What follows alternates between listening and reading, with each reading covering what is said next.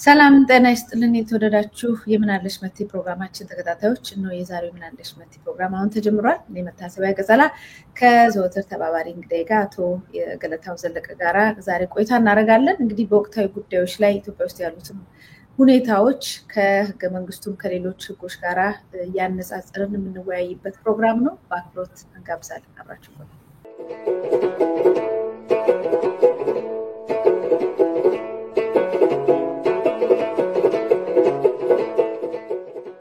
ጤና ይስጥልኝ የሰው ተሟጋች እንዲሁም ፖለቲከኛ ስለመጣጅ በጣም አመሰግናለሁ።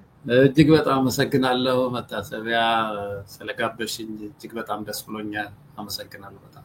መልካም እንግዲህ ወደ ዋና ጥያቄዎቻችን ከመግባታችን በፊት ከመጋረጃው ጀርባ ያሉ ነገሮችን በእኛ እይታ ብናያቸው መልካም ነው።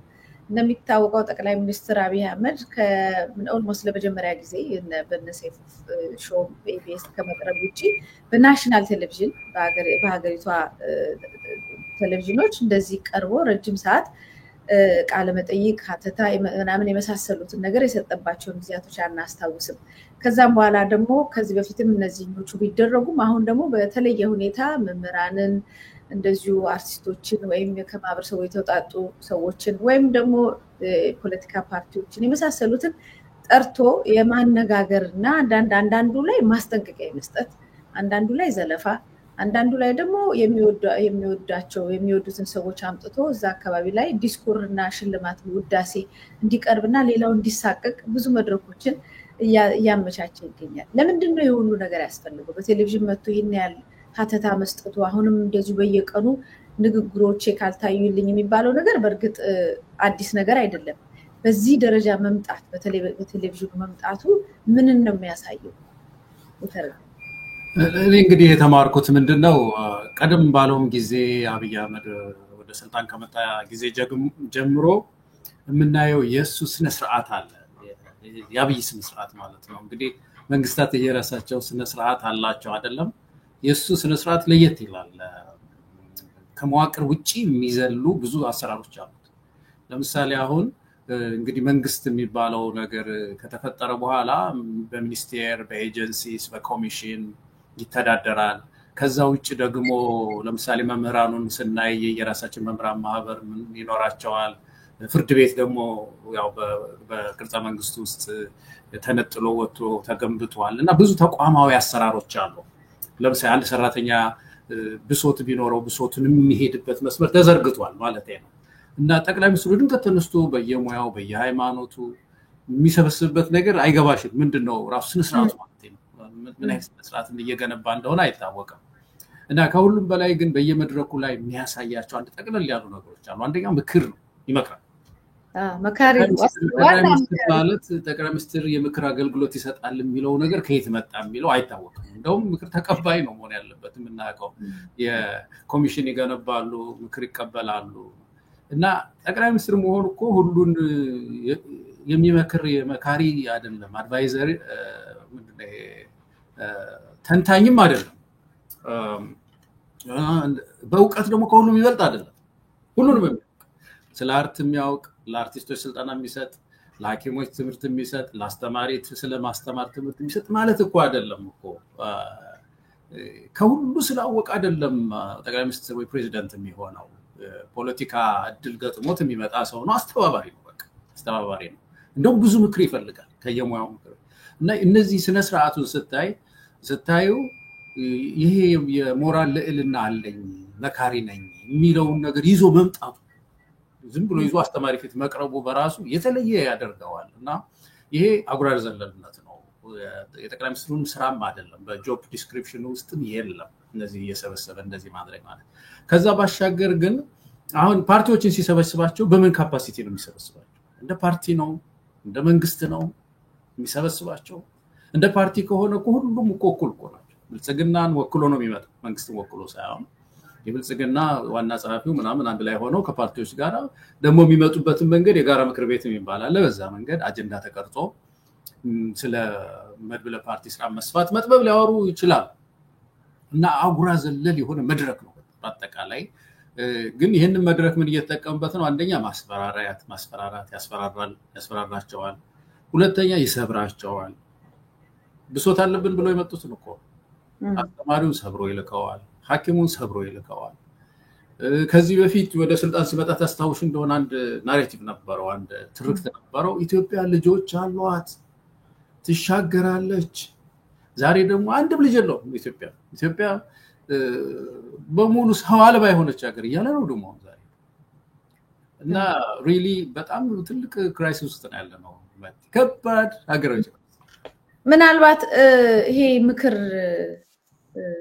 ሌላው ሰው አሁን ከተረዳው ከጥያቄ በተለይ ከኢንተርቪው ላይ የምትረዳው ነገር ሌላው ሰው ምንም የማያውቅ መሀይም እንደሆነ እና እሱ ብቻ ሊያሻግር ያው እንደ ሙሴ መርከቧን እየነዳ ሊያሻግርና ይሄንን እድል እንዳያመልጠን እያስጠነቀቀ ነው በመሀይምነታችን እንዳያመልጠን እያስጠነቀቀ ምናልባት ይሄ ሁሉ ነገር ችግር ውስጥ የተገባው እኔ ነኝ የማውቀው ሌላው ጨርሶ መሀይም ነው ከሚል አስተሳሰብ ይሆን አዎ እሱ ይኸውልሽ በጣም መሰረታዊው ትልቅ ችግር የሰውየው ትልቅ ችግር ቢንግ ፕራይም ሚኒስተር ምንድነው የሚለውን አልተረዳው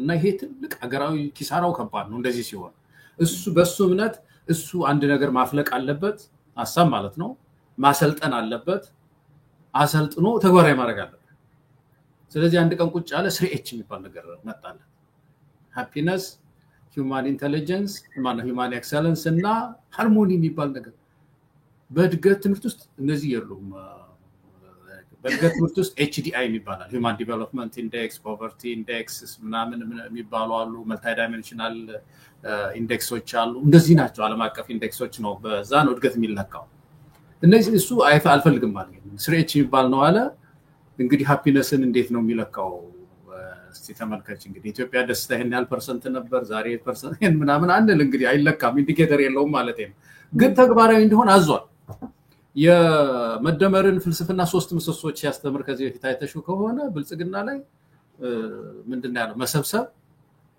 ማካበት እና ማከማቸት ይሄን ይዛችሁ ጤናውን አሰለጠነ ይሄንን አይተሽዋል መቼም ትምህርት ሚኒስቴርን አሰለጠነና ይሄን ይዛችሁ በየሴክተሩ አርጓላችሁ አሁን ይሄንን ችግር ይዘን ጤና ውስጥ ስንሄድ እስቲ ዶክተሮቹ ሄደው እንግዲህ ሰብስብ ሲሉ ምንድነው የሚያረጉት ህክምና ትምህርት በተፈጥሮ መሰብሰብም አይደለም ወደ ስፔሻላይዜሽን እየተነጠለ ነው የሚሄደው የሚገርምሽ ከጀነራል ወደ ስፔሲፊክ ነው የሚሄደው ወደ ዝም ብሎ ጀነራል የነበረ ሰው የኮላሊት ስፔሻሊስት ይሆናል ከኮላሊት ውስጥ ደግሞ የሚመርጧት አለች አንዷን እየተነጠለ የረቀቀ ነው ሳይንሱ የሚሄደው እና እዛ አሁን ዝም ብለው ተደምረው የሚሰሩት ሰብስበው የሚሰሩት የእውቀት ክምር የለም እዛ እና እንደዚህ ኮንፊውዥን ይፈጥራል ማለት ነው በየቦታው ያልሽው ነገር እኮ ነው ሰውየው የሚያመጣቸው ነገሮችን ያውቃለሁ ብሎ ይዟቸው የሚመጡ ነገሮች ወደ ተቋም ሲሄዱ ብዙ አሰናካይ የሆኑ ነው ያሉት እናሳዝናል በጣም ነው መልካም አሁን በተለይ የህክምና ባለሙያዎች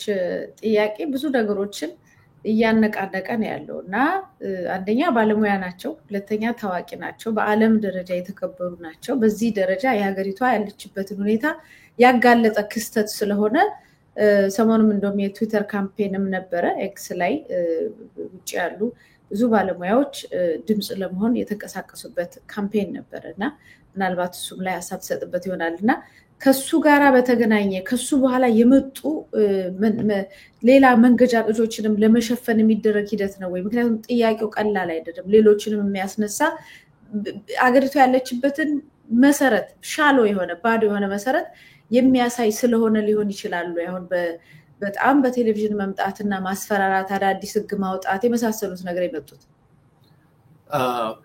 ወቅ ይሄ ነው አሁን ይሄ ሐኪሙ ጥያቄ የሆነ መሰንጠቅ አንጥቷል ትልቅ ክፍተት ፈጥሯል በቀላሉ ደግሞ የሚዛመት ጥያቄው ያነሱ ጥያቄ በተለይ የሚያተኩረው የዌጅ ደሞዝ ላይ ስለሆነ እንደምታውቀው ሲቪል ሰራተኛው ደሞዝ በኢትዮጵያ ታሪክ ውስጥ ታይቶ በማይታወቅ ሁኔታ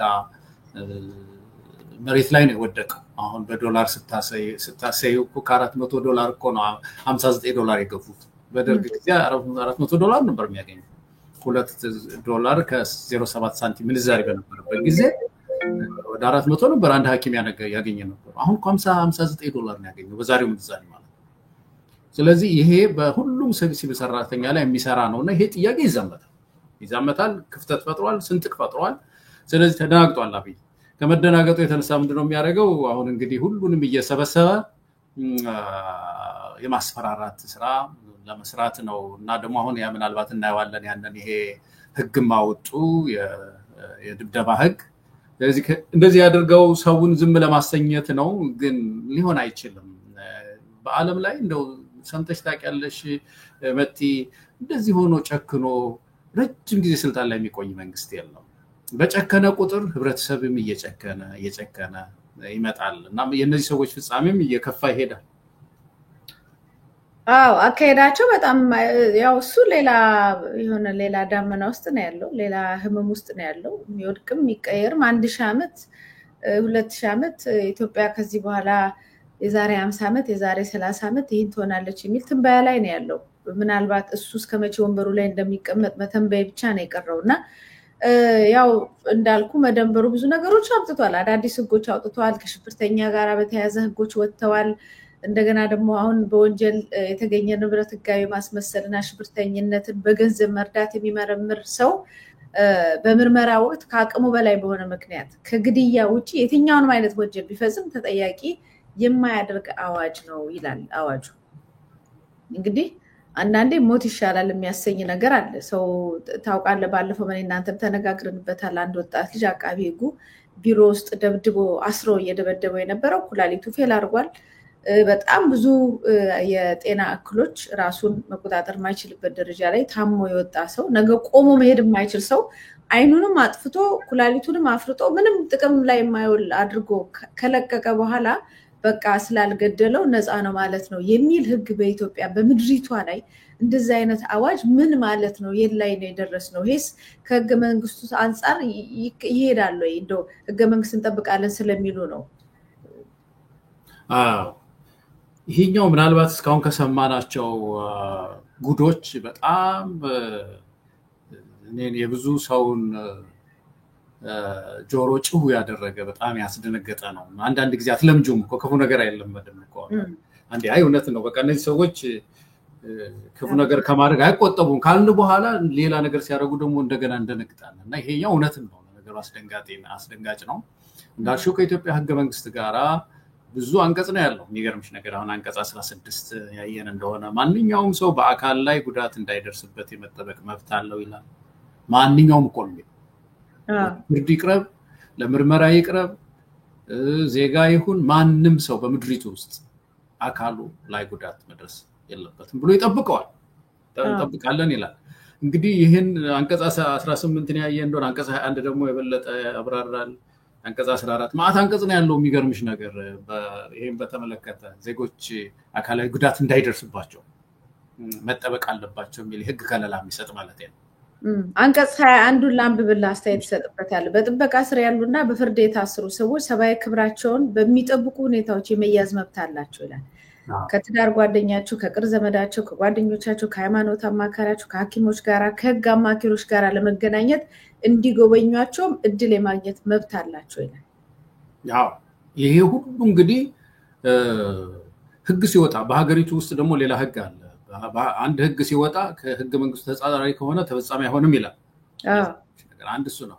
ሌላው ደግሞ በጣም የሚያስገርም አንቀጽ 9 ላይ እና አሁን እንደዚሁ ኢትዮጵያ የፈረመቻቸው ብዙ ድንጋጌዎች አሉ፣ ዓለም አቀፍ ድንጋጌዎች።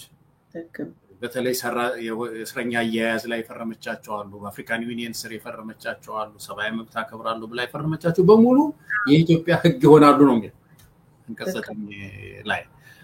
እና እንግዲህ ይሄ ውሳኔ ይሄ አዋጅ የተራመደው የኢትዮጵያን ኮንስቲቱሽን ብቻ አይደለም ማለት ነው፣ ዓለም አቀፍ ህጎችን ሁሉ ነው።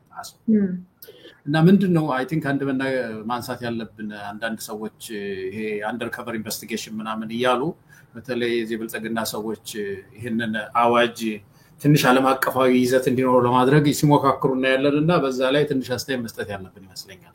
ይሄ አንደርከቨር ኢንቨስቲጌሽን የሚባል በሀገሮች መካከል አለ። ያለው ምንድነው ብሔራዊ ደህንነታቸው የሚነካ ነገር ሲመጣ፣ ከብሔራዊ ደህንነታቸው ጋር የተያያዘ ችግር ሲገጥማቸው ደህንነት መስሪያ ቤቱ ሪፖርት ሲያደርግ ያ ጉዳይ ምንድነው አንደርከቨር በአማርኛ ምን እንደሚሆን አላውቅም። እንግዲህ በስውር ሊሆን ይችላል። በስውር ምርመራ እንዲደረግ ይፈቅዳሉ።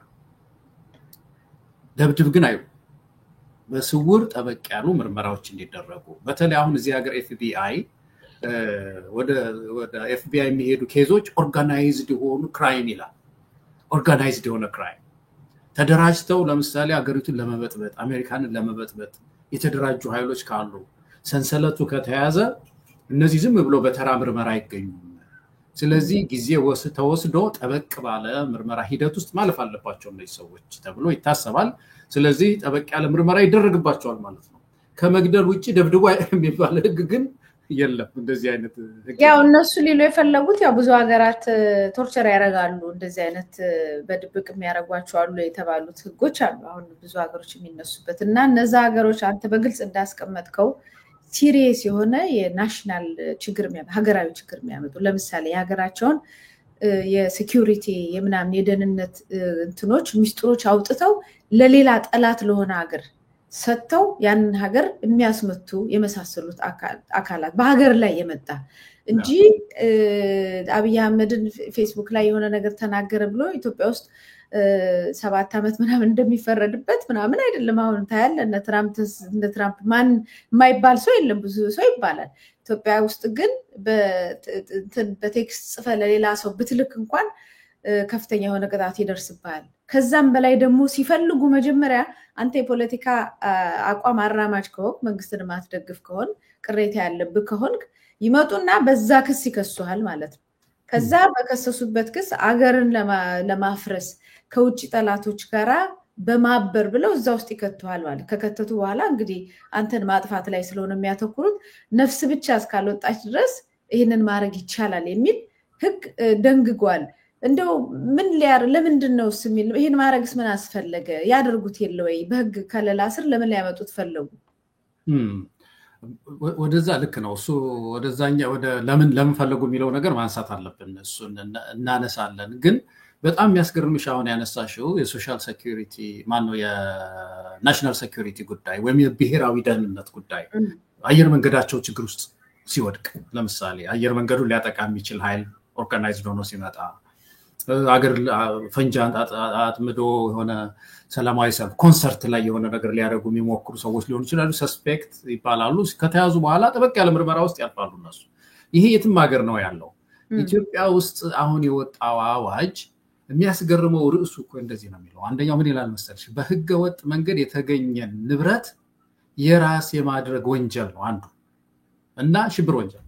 እሺ አንድ ዜጋ ኢትዮጵያ ውስጥ በህገ ወጥ መንገድ ገንዘብ አገኘ እና ያን ንብረት የኔ ነው ለማለት ሞከረ። ይሄንን የሚመለከት ወንጀለኛ መቅጫ አላት እኮ ምድሪቱ። ደግሞ ይሄስ ምን ያስገርፋል? በህገ ወጥ መንገድ አንድ ሰው ገንዘብ ካገኘ ብዙ መረጃ አይደለም የሚኖረው።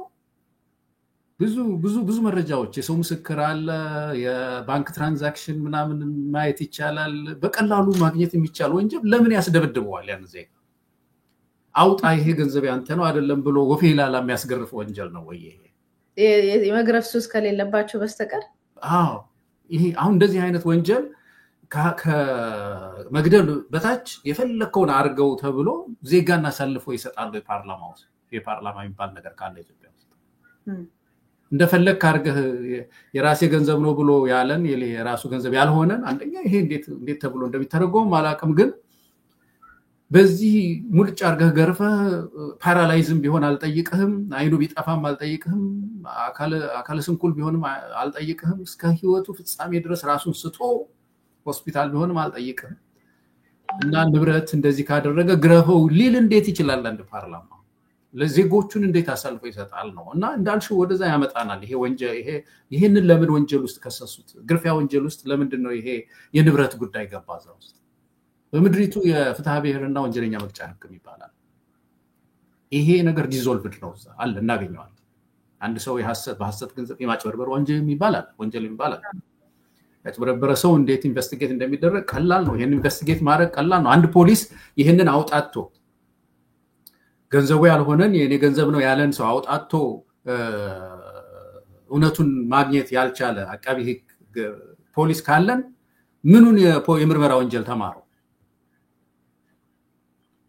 በግርፊያ ነው የሚያስወጣው በግርፊያ ይችን ወንጀል በግርፊያ ከሆነ የሚያስወጣው ስለዚህ በአጠቃላይ በምድሪቱ ውስጥ አሁን ያልሽው ነገር ነው ለምንድን ነው ይልቅ ከዚህ ጀርባ ያለው ምንድነው ነጋዴው ዋይሽ እንዴት እንደሚፈራ በገነባት ነገር ውስጥ ስጋት ውስጥ እንዲሆን ልመና ውስጥ እንዲገባ ከመንግስት ጋር አንተን እንዲል አንድ ፎቅ የሰራ ሰው ምናልባት ደግሞ ይችን እንትኔን ከየት አመጣው ገንዘቡን ብለው መከራ ውስጥ ከሚከቱኝ የጠየቁኝን ገንዘብ ልስጥ ደጋፊ ነኝ እያልኩ ልመላለስ ወይዘሮ አዳነች ጋራ ብሎ እንዲሰጋ ከግርፊያ እንዲሰጋ ሽብርም ቢሆን በሽብር ወንጀል አለ ቀደም ያልነው ነው በቃ ይሄ ጉዳይ በአዋጅም ወጥቶ ከዚህ በታች ደብድበህ ፓራላይዝም አርገው ምንም አርገው አልጠይቀውም ተብሎ ዜጋን አሳልፎ አይሰጡም የትም ሀገር የለም እንደዚህ አይነት እነዚህ ኤፍቢአይ እንኳን ያልናቸው ለምሳሌ አሁን እዚህ ሀገር ይሄ አንደርከቨር ኢንቨስቲጌሽን ሲደረግ እንኳን ጋይድላይን አለ የተቀመጠላቸው ጋይድላይን የሚገርምሽ ነገር እንዴት ኢንቨስቲጌት እንደሚያደርጉ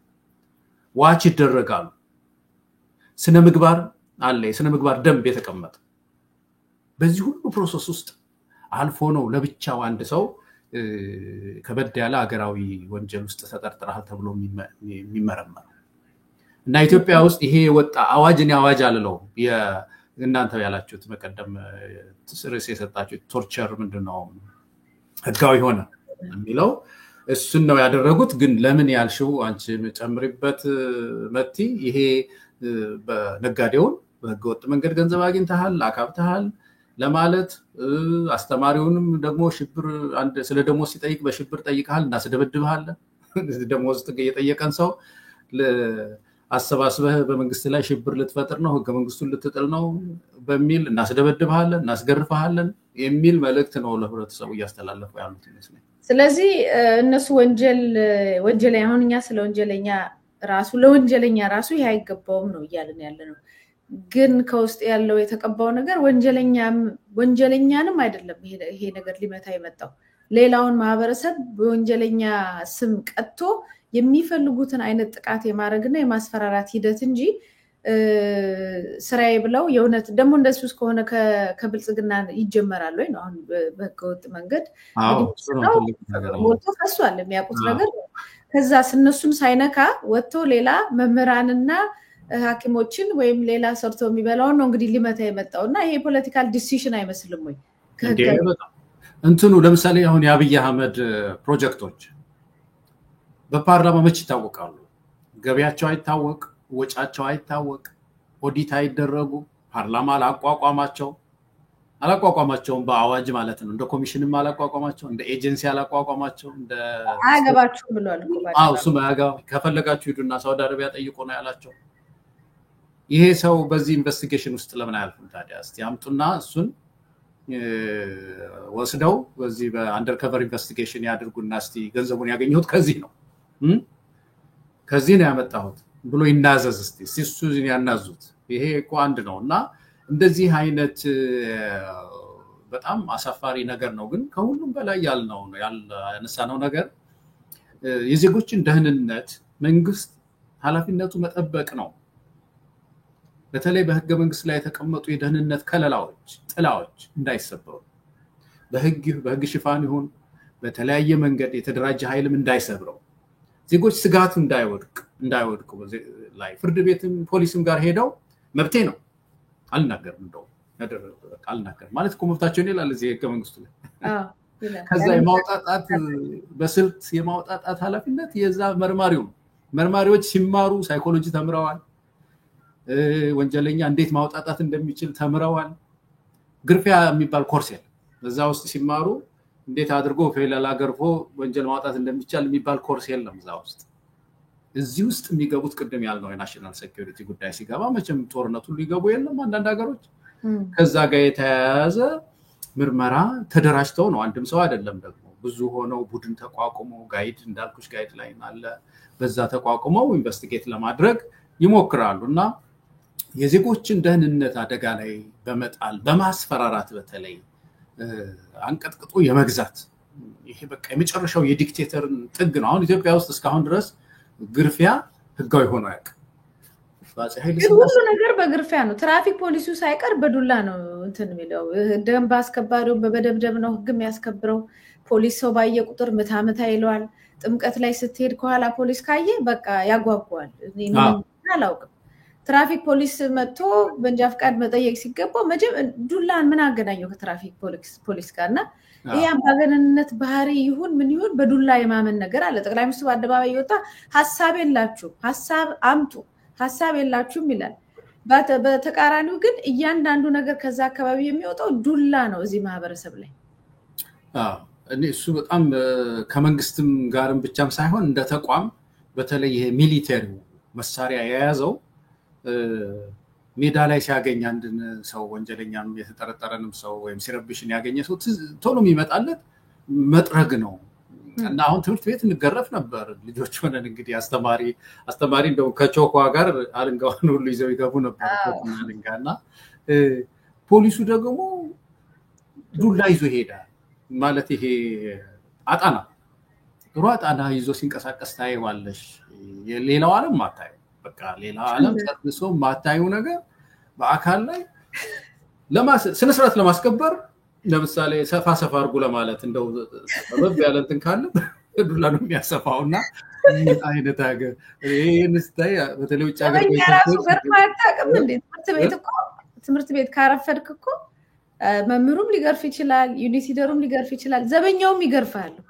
ማይገርፍ እኮ የለም እኮ መንገደኛውም ሊመታ ይችላል ቆመ ከታየ እና የዱለኝነት ባህሪ አለ። አሁን እኔ አንዳንዴ እዚህ አካባቢ ላይ ዱላ ምናምን ይዘ እዚህ እንደውም አንድ ኢንሲደንት አለ ከዚህ በፊት እንትን ያሉት ጦርና ጋሻ ለአድዋን ለማክበር ዋናውን ይዘው ሄደው ተይዘው ተቀምጠዋል እና አሁን ነው የተደፈርነው ምናምን የሚል ነገር ሁሉ ተነስቶ ነበር። እና ይሄ ዱለኝነት እንጃ ምን አይነት ባህል ሆኖ ከዛ ደግሞ ስልጣን የያዙ ሰዎች ሁሉ እኛን የሚመቱበትና የሚሰብሩበት ነገር አድርገው መምጣታቸው በጣም አደገኛ ነው ብዬ ነው የማስበው።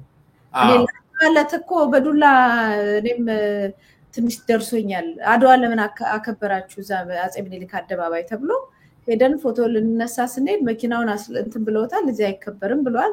ህዝቡ ሄደ እና በያዳነች አቤቤ ወታደሮች ይባላሉ በፖሊስ እንትን በመኪና እንዳለ እንደወረዱ መጥረግ ነው በቃ ሂዱ አይባልም። ጠጋ ለበሉ ለማለት ራሱ በዱላ ነው ጠጋ የሚያደርጉት። ወደዛ ትንሽ ፈቀቅ በሉ ወይም ጠጋ በሉ ለማለት ዱላ ምን ያስፈልጋል? እኔ አሁን መቼም ትምህርት ቤት አስተማሪ ምናምን አሁን እየቀረ ነው። እዛ እኔ አስተማሪ በነበርኩበት ጊዜ ኮርፖራል ፓኒሽመንት የሚባለው ብዙ ሀገር ኮሪያም ነበር ይገርምሻል። በየሀገሩ እንደ ልጆች የማየት ነገር ነበር። እሱ እየቀረ መጥቷል። ፖሊስ ግን ህግን ሽማግሌዎችን በእድሜ የሚበልጡትን ሁሉ አንዳንዱ መሮጥ የማይችለው ይወድቅና እዛ ተደብድቦ ለአካል እንትን ይደረጋል። እና ይሄ ካልቸር እንዳልሽው ይሄ ጉዳይ ከደርግም ጋር የተያያዘ ኢህአዴግም ሲመጣ ደግሞ ኢህአዴግ ደግሞ አባብሶት ነው የቀጠለው። እና ፖሊሱ የፖሊስነት ስነ ምግባር ማሳየት አለበት። ዜጎቹን ማክበር እኮ ነው አንዱ። እሱን ታዩና አንድ ጊዜ ብሔራዊ አካባቢ ሄድ ነበረ ከሰው ጋር ብቻዬን አላስታውስም የሄድኩ እያለሁ አንድ አይምሮውን የሚያመው ሰው ቁጭ ብሏል እዛ ብሔራዊ አካባቢ እና እንግዲህ ምን እንዳደረገ አላውቅም። ይጎትተዋል፣ ይደበድበዋል። ከዚህ ቦታ ተነስ ይመስለኛል የሚለው በጣም ያሳዝንሻል እኮ ያ ሰው እኮ ምንም እኮ አካሉ ከመጎዳቱ ውጭ ምን አድርግ የተላለፈውን ህግ እኮ ያውቀውም ያሟል እኮ ምን ህግ እንደተላለፈ ምን እንደሆነ ያውቅም። እሱ እንደሆነ መለመን የሚለምን ሰው ነው። ሲደበድበው ተው ለማለት ሞከርን። ፖሊሱ ለእኛም የሚመለስ ነገር አልነበረም። እና እንደዚህ አይነት ስነ ምግባር የት ነው የሚማሩት? እንደዚህ አይነት ትምህርት ነው ሰዎች ህብረተሰብ ማገልገልን ነው እንጂ መደብደብን እና ብቻ ተመልከቺ። ከዛ አልፎ ይሄ ነገር ትንሽ መቀነስ አለበት ስንል የባሰ የሆነ ነው። እኔ ስንጨፍርም አንዳንድ ጊዜ እንደ ህዝብም እንዳልሽው ግን ይሄን ጉዳይ የዱላ ጉዳይ ተወት ማድረግ አንድ ጊዜ ሆም ብሎ ልጆች ናቸው ያየሁት። መዓት ነው ህዝቡ ሁሉም ዱላ ይዞ ዱላውን ብቻ ስታየው አንድ ሰፈር ጫካ በቃ አንድ ሰፈር ዛፍ የለም ማለት ትችላለሽ።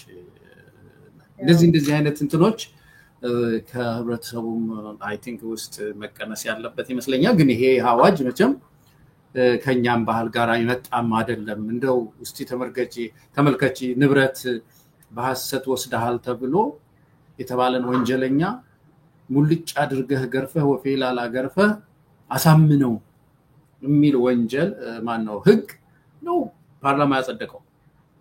እና ይሄንን ሁላችንም በያለንበት በእውነት መቃወም ያለብን ልክ ነው ያምናል እንጂ እንዴ ሰው በጭንቅ ውስጥ ሆኖማ ላያምን አይችልም ባያረግም አርግ ያለው ነው የሚለው ባለፈው ልጁ ወጣቱ ልጅ ስሙን ዛሬ አላስታወስኩም እንጂ ምንድነው ያለው በቃ እስር ቤት ወሰዱኝ ፍረዱብኛል በቃ ልረፍ ዱላው ልረፍ ከዚህ በላይ ከሌላው ህዝብ ጋራ በቃ ማንኛውንም ነገር የተባለውን ሁሉ አምኛለሁ ከሌላው ማህበረሰብ ጋር እስር ቤት ወሰዱኝ ብሎ የተማጸነበት ነው ሁኔታው ምክንያቱም በዛ ሁኔታ ዘቅዝቆ እየገረፉት ምን ይያሉት ከዛ ለማረፍ ብሎ ሁሉም ነገር እሺ የማይል የለም ስለዚህ እንደዚህ እናረጋለን ነው እንግዲህና እኔ መቼም ይሄ የወንበዴ ስርዓት በጣም ብዙ በጣም የጫካ የሆኑ በጣም ኋላ ቀር የሆኑ የጫካ የሆኑ ህጎችን ይዞ የመጣ ነው እኔ በዛ ዙሪያ ውስጥ ያሉ ሰዎች የተማርነን እናውቃለን ሰውነን የሚሉ ሰዎች ይሄንን እንዴት አርገው አጨብጭበው እንዳለፉት አላቅም እንግዲህ በትውልድ የሚጠየቁበት ነገር ነው በተለይ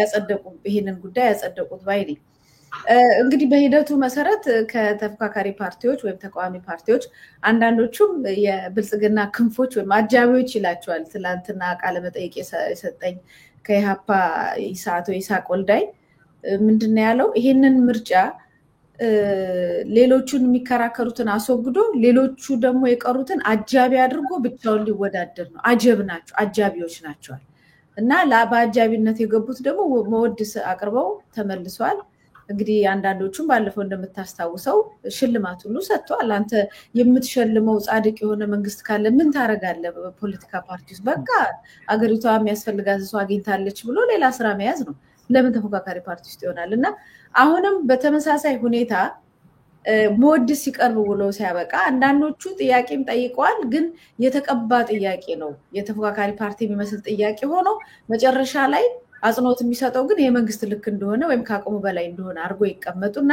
እኛ ጥያቄ ልንጠይቅ ገብተን ይላሉ ያፖርት ጥያቄ ልንጠይቅ ገብተን ወደ 4 ነው ሆነው አራቱም እንደተከለከሉ ከዛም በኋላ ጥያቄው አጨርሰናል ከዚህ በኋላ እንቀበልም ተባለ ከዚህ በኋላ ከዛ ምላሽ ሊሰጥ ጠቅላይ ሚኒስትሩ ልክ ሲጀምር አንደኛ የህዝብ ጥያቄ አልተነሳም ሁለተኛ ላልተጠየቀ ጥያቄ እኛ ሐሳባችንን ታግተን ሌላውን የመስማት ግዴታ የለብንም ብለው ረግጠው ወጥቷል መጀመሪያ ረግጠው መውጣታቸው ትልቅ ነገር ሆኗል እንግዲህ ሰውየው ኖታ ለመያዝ ራሱ ያስቀጣል እሱ ሲናገር እንዲህ እየተከታተል ካለመ ወይ ለማጨብጨብ አለመዘጋጀት ሁሉ በሚያስጠይቅበት ጊዜ አንሰማህም ብለው ረግጠውት ነው የወጡትና ይሄንን መጀመሪያ እንደ አንድ ፕሮቴስት እንዴት ታይዋል የዚህ ረግጦ መውጣቱ ፕሮቴስት በመጀመሪያ ደረጃ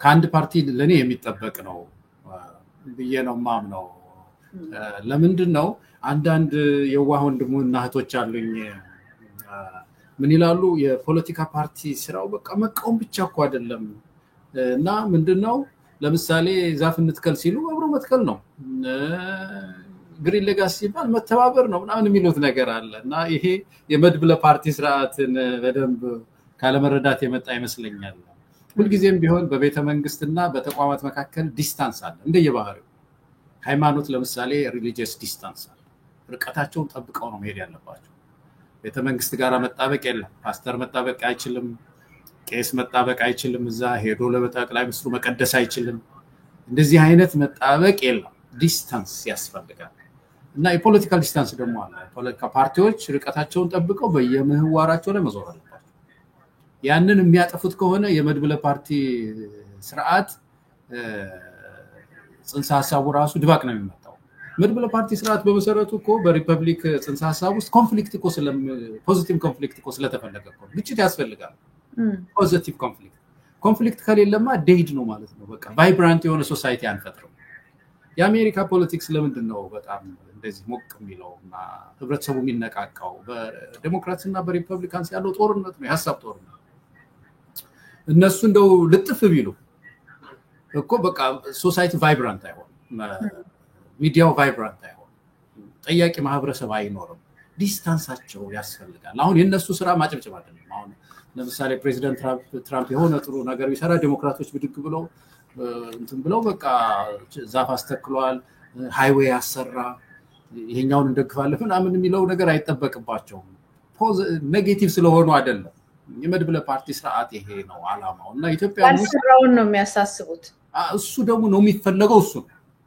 ያልተሰራው ምንድነው ያልተሰራውን እኛ እንሰራዋለን የነሱ ፎከስ ነው ሌላ የሚደግፍ ሰው ይደግፍ በምርጫ ጊዜ የሚደግፈው ሰው ይኖራል ያልሰራው ባይኖርም የሰራ ይበልጣል ብሎ ይምረጠው እሱ የዜጎች መብት ነው ኤንጂኦስ የሚባሉ አሉ ሌሎች ድርጅቶች ሚና አለው ሁሉም ብቻ ግን በመድበለ ፓርቲ ስርዓት የተቃዋሚዎች ስራ ዲስታንሳቸውን ጠብቀው በተለይ ያልተሰሩ ስራዎችን ጎዶሎዎችን እየፈለጉ እንዴት እንደሚታረም እነሱ ስልጣን ቢይዙ እንዴት እንደሚፈቱት ለህብረተሰብ ያሳዩ ተስፋ ያሳዩ ነው ሄደው እና ያንን ያጠፉት ነው ያሉት አሁን ተመልከች ጋራ ምክር ቤት የሚባለው አዳነች አበቤን ሸልሞ ምን ማለት ነው ይሄ ኢምፕሊኬሽኑ ምንድነው የፖለቲካ ኢምፕሊኬሽኑ ምንድነው go ahead እኮ ብቻ ያስፈልጋል ቀጥል ጥሩ እየሰራሽ ነው ያለሽው ኮከብ ምንድነው ኮከብ ከንቲባ ነሽ ከኔ ትበልጫለሽ ነው የፖለቲካ መልእክቱ እንደዚህ ከሆነ የአዲስ አበባን ህዝብ እንደገና ምርጫ ውስጥ ለምን ይባላል የለውማ የሚያማርጠው የለውም ያኛው ኦሬዲ ምንድነው ይሄ ምንድነው የሚባል ነገር አለ አይደለም በምርጫ ውስጥ ወቅት አንድ ተወዳዳሪ ካንዲዴት ይመጣና ካንዳን ታዋቂ ሰዎች ከድርጅቶች ምንድነው አገኘ የሚባል ነገር አለ ምንድነው በአማርኛ ምንድነው የሚባለው መተማመኛ ይመስለኛል መተማመኛ አገኘ ካቶ ከሌ አገኘ ፕሮፌሰር ከሌ ሰጡት እውቅና ሰጡት ይሄኛው ድርጅት እውቅና ሰጠው ይባላል ያ ካፒታል ነው ፖለቲካ ካፒታል ነው ያንን ያገኙ ይሄዳሉና የፖለቲካ ፓርቲው ራሱ ይሄንን ከሰጠው እውቅና ከሰጠ ሌላ ፓርቲ ያስፈልጋል ማለት ነው ለውድድር ምክንያቱም አልወዳደርም በቦክስ ውስጥ ሲወዳደሩ ቦክስ ውስጥ በበቃኝ የሚባል ነገር አለ በበቃኝ መሸነፍ እና አንዱ ተወዳዳሪ በቃኝ እኔ I gave up በቃኝ አሸንፏል እሱ አሸንፎኛል ብሎ ካወጀ ዳኛው ፍሽካ ይነፋል አልቋል ጨዋታው ተሸናፊው ራሱ አምኗል ብሎ የጨዋታ ይጠናቀቃል ማለት ነው እንደዚህ እነዚህ ተፎካካሪ ሸላሚዎች ለምርጫ ጊዜ የሚመርጡት ድምጽ ሄደው ብልጽግና ውስጥ ነው ማለት ነው መክተት ያለባቸው እኮ በቃ በሚስጥርም እንደዛ ያደረጉ እንደውም አደረጉ ማለት እኮ ነው ልክ ነሽ እኮ አሁን ምርጫው ላይ እኮ መረጧት እኮ ኮከብ እንትን ከሆነች በቃ ቀጥይ ነው የሚቀጥለው ምርጫ ቀጥይ አሁን ቀርቧል የዛሬ አመት ነው የቀረው ቀጥይበት ኮከብ ከንቲባችን እኛም ተሸንፈናል ተዘርረናል ማለት ነው በዘረራ እንትን ብለናል እንደማለት ነውና ይሄ አጠቃላይ ስናየው መድብለ ፓርቲ ስርዓት ኢትዮጵያ የምትጓጓለት ይሄ በሐሳብ ላይ እየታገለ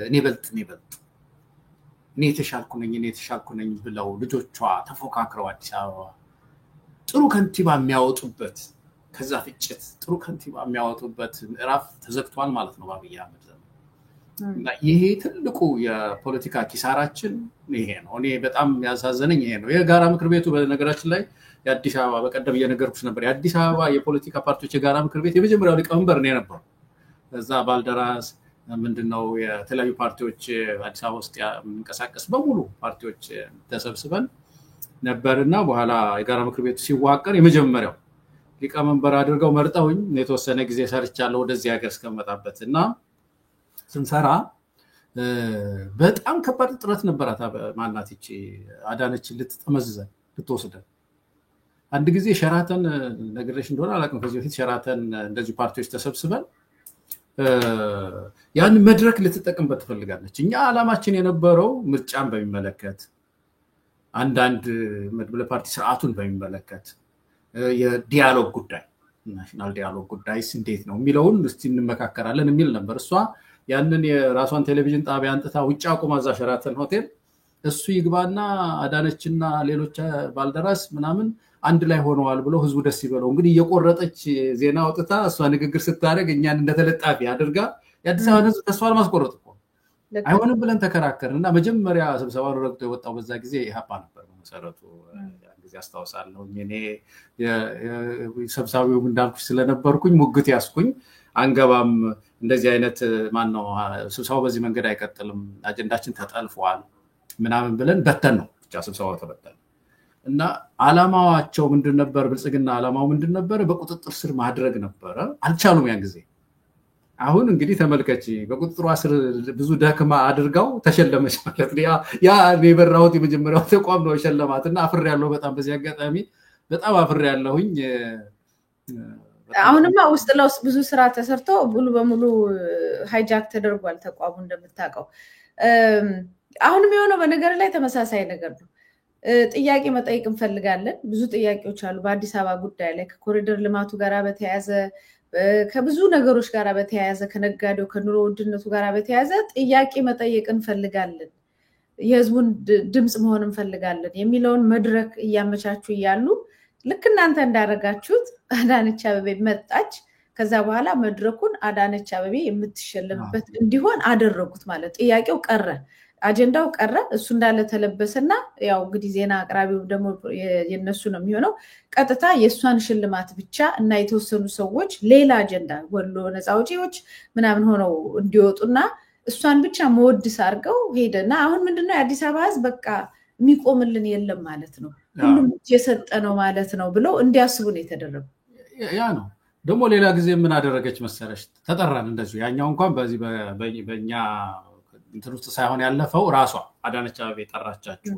እዛው ሸራተን ነው ደግሞ የምትጠራንና ተጠርታችኋል ተብለን እኔና አንድ ሌላ ከባልደራስ ስራ አስፈጻሚ የነበረች እህት ተያይዘን ሄድን እና ስንሄድ ረፈድ አድርገን ነበር። ይሁን ትራፊክ ብቻ አይ እዚህ እኮ ስብሰባው እዚህ አይደለም ይሉናል።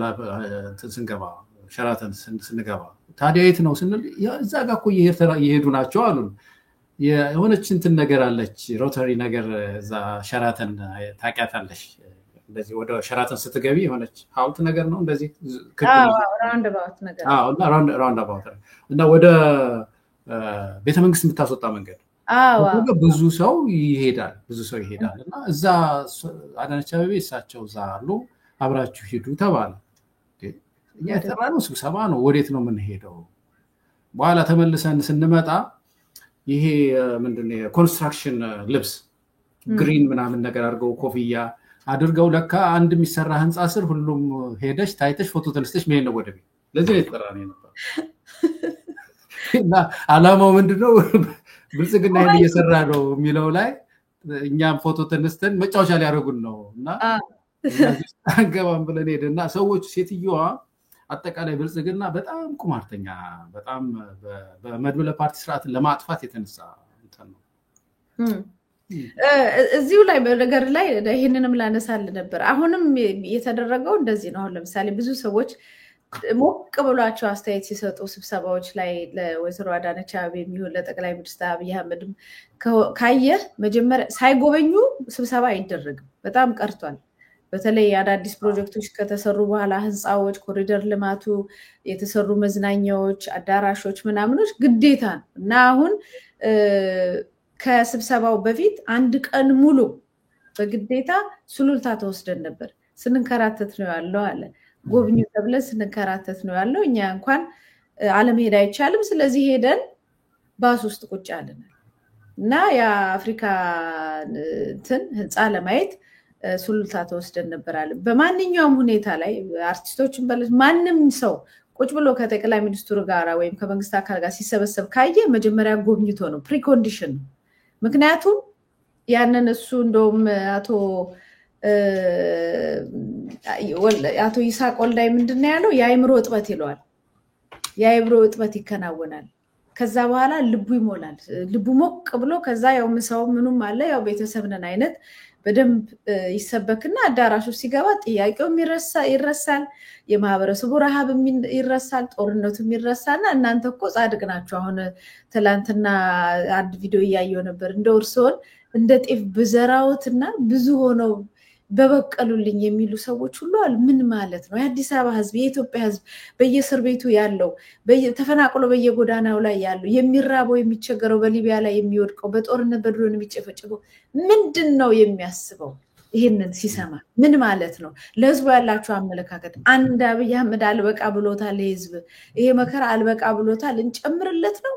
እንዴት አይነት የአእምሮ እጥበት ቢካሄድ ነው የሚል ጥያቄ አለኝ። ስለዚህ ይሄ ስራዬ ተብሎ በብልጭልጭ ነገር እኛም የመሰወር ነገር አለብን እንዴ ማህበረሰባችን ላይ? እኔ በጣም የሚገርመኝ ነገር ይሄ ማየቱ አሁን ለምሳሌ ቤተመንግስቱን ጽዳቱን የቤተመንግስቱን ውበት ማየት ልብ ይሰርቃል ወይ ነው ወይስ በተቃራኒው ነው ውጤት የሚያስመዘግበው? እኔ እዛ አዲስ አበባ በነበርኩበት ጊዜ ፓርክ አስጠልቶኝ ነበር። ወድ ነበር በፊት። አሁን እዛ ኮሪያ በነበርኩበት ጊዜ እንደዚህ አልፎ አልፎ እንደው ከቤተሰብ ከጓደኛቻችን ጋር ወጣ ብሎ ማየት ምናምን እንደዚህ መዝናኛ ቦታዎች ምናምን ደስ ይለኝ ነበር። አዲስ አበባ ውስጥ አስጠላኝ። በቅርብ አንድ ዘመድ ጓደኛ ሄዶ ኢትዮጵያ ውስጥ ሄዶ እንደ እውነት ነው ወይ የሚባለው ነገር አዲስ አበባ ውስጥ ያለው ውበቱ ምናምን ስለው አንዳንድ ቦታ በጣም ይገርምሃል አለ። እናንተ ምን ተሰማ አልኩት። በጣም አናደደኛል። ውበቱ አናዶታል። ለምን ስለው ስንት ሰው ጎዳና ላይ በሚያድርባት ምድር ውስጥ አንድ አምፖል ስንት ሺህ ብር ለምንድን ነው የሚገዙት? ከያናስቆም ይሄን ያለችው ልማትን እንድንጠላ አረጋችሁን። አዎ እና የነሱ የመንግስት ስሌት አብይ አህመድ ይሄንን ቤተመንግስት ካሳየኋቸው ቅድም ያልሽው ይሄ ብሬን ዋሽ የሚባለው ወይም ደግሞ እንደው ዝም ብዬ አእምሯቸውን እደለድለዋለሁኝ የሚለው ነገር ይሰራል ወይ? ብዙ ሰውስ የበለጠ ተበሳጭቶ ኑሮውን ያውቀዋል። አስተማሪው ኑሮውን ያውቀዋል። ማየት ኑሮ እንደሚኖር ያውቃል አስተማሪው። እና የበለጠ ይሄን ያህል ገንዘብ ለኔ ደሞዝ መክፈል ሲገባ ይሄን ያህል ለዚህ እናወጣህ ነው የሚል ስሜት ይዞ ነው የሚወጣው ከዛ ወይስ ተደስቶ የሚለው ነገር አንድ ነው። ሁለተኛው በጣም የሚያሳዝነኝ ነገር አሁን አብይ እዚህ መድረክ ላይ ምን አለ መሰለሽ ሲናገር ቤተመንግስቱ እኔ ወደ ቢሮ ስመጣ በጣም ቆሻሻ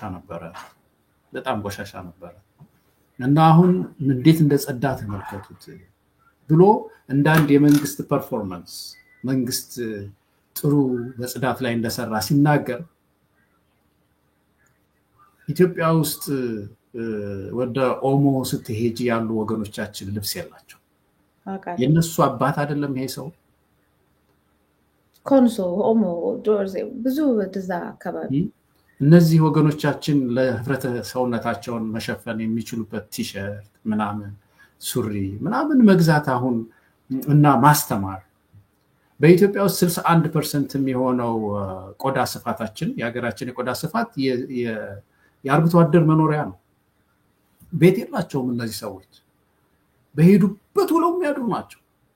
አርግተን የሆነ ቦታ አስፍረናቸው ዘመናዊ የእርባታ ዘዴ አስተምረን መጸዳጃ ቤት ሰርተን የሚተኙበት ፍራሽ እንዲኖራቸው እያደረግን ይሄ ነው ሶሻል ቼንጅ የሚባለው። ቻይና ያመጣችው ሶሻል ቼንጅ ማህበራዊ ቼንጅ ማምጣት። ይሄን የሚመራ ሰው አንድ ኪሎ ሜትር ማትሞላ ሬዲየስ ጽዳት አጽድቻለሁኝ ያውም የሱ መኖሪያ ብሎ እንኳን ደስ ያላችሁ የሚያስብል ነው ወይ?